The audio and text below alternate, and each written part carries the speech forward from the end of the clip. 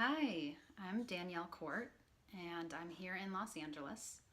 I'm a life and leadership coach and the founder of Girls Arise, which is a personal development program that mentors girls in becoming authentic leaders for themselves so that they can go out and be amazing leaders in the world.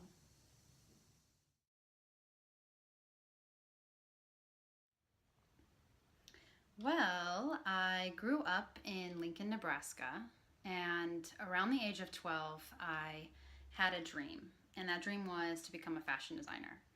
So I ended up following the dream, and I got my degree in fashion design, and I moved to New York City right out of college.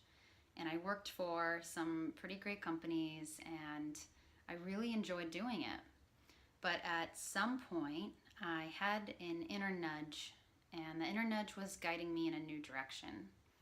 And at the time, I was reading tons of personal growth books and going to seminars, and I realized that this new passion was starting to take hold.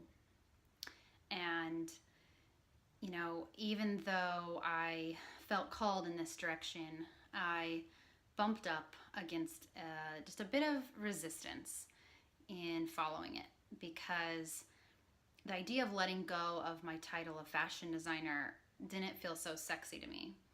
I had worked so hard to get that title, and I knew that there was so many women who would die to have my job. So I had to, work past that resistance. And I remember I went and saw Gabrielle Bernstein, who is a spiritual coach and teacher, if you don't know who she is. She was speaking at Reveal Conference out in New York. And I remember just seeing how she made spirituality and personal growth seem cool.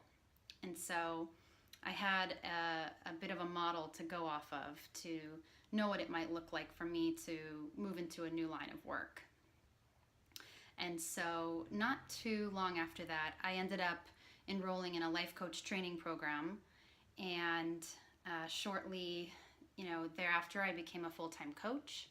And most recently, I felt called to work with adolescent girls.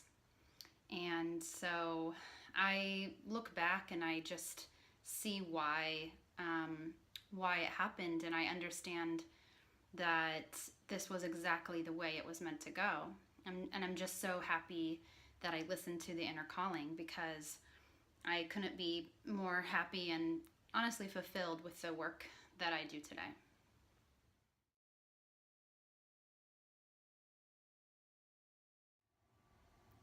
I think the biggest barriers that I've had to overcome have been letting go of labels. I think I need in order to be accepted by other people or to impress other people.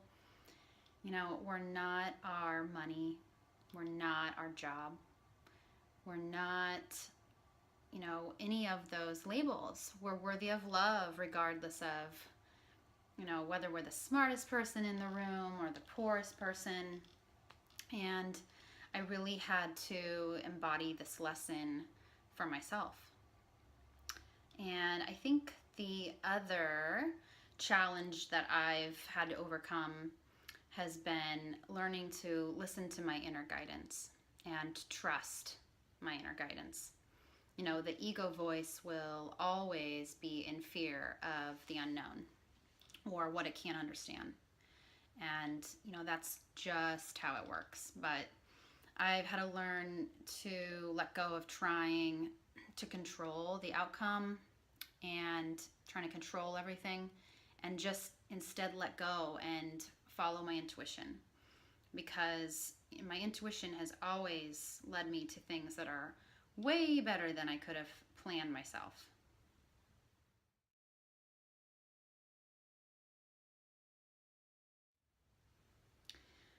My middle school years were a very confusing time for me.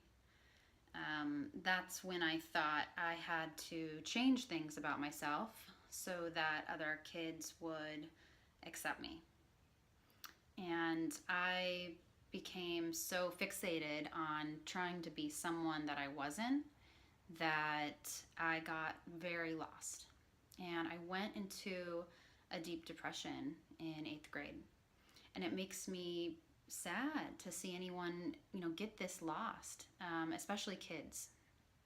And so it really motivates me to support other people on their path back to themselves and, to be comfortable in their own skin.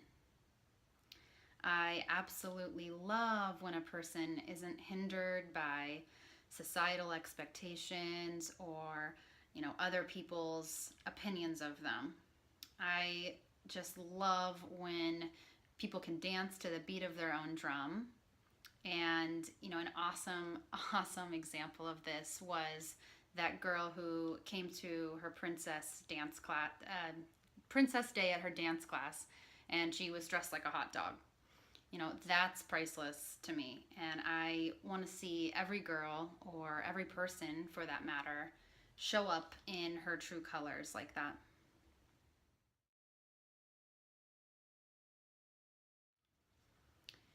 I wish I had known that things like getting a pay raise or getting promoted and, being respected by your colleagues, this all starts as an inside job.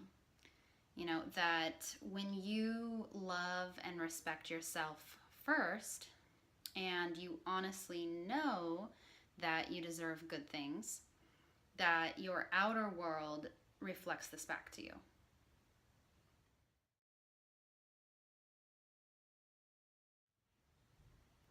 I think that supporting other women and learning from each other is amazing.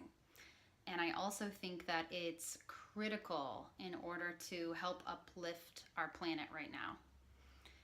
It's been a patriarchal society for so long, and women are seriously needed, and we're needed to rise up and to help balance things out.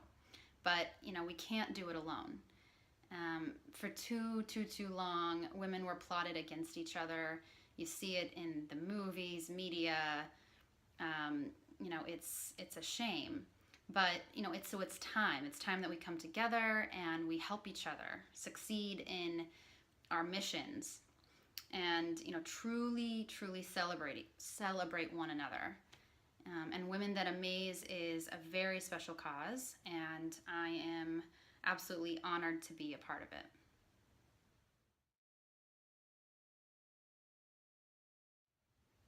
So, my greatest passions right now is helping young girls find their authentic voice and become heart centered leaders in the world. I'm blessed to be doing this with Girls Arise, and my goal with Girls Arise is to run programs nationally, and starting with the major cities in the U.S.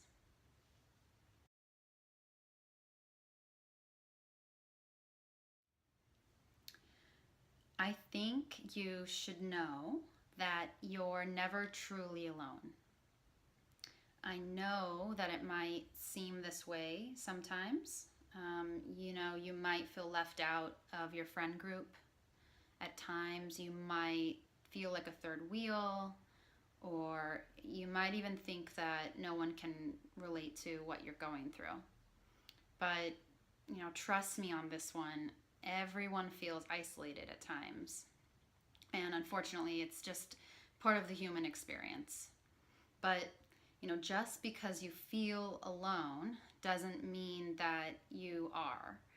And, whether it's your parents or your friends or even your guides and angels, you are surrounded with love, and you just have to open your arms to receive it.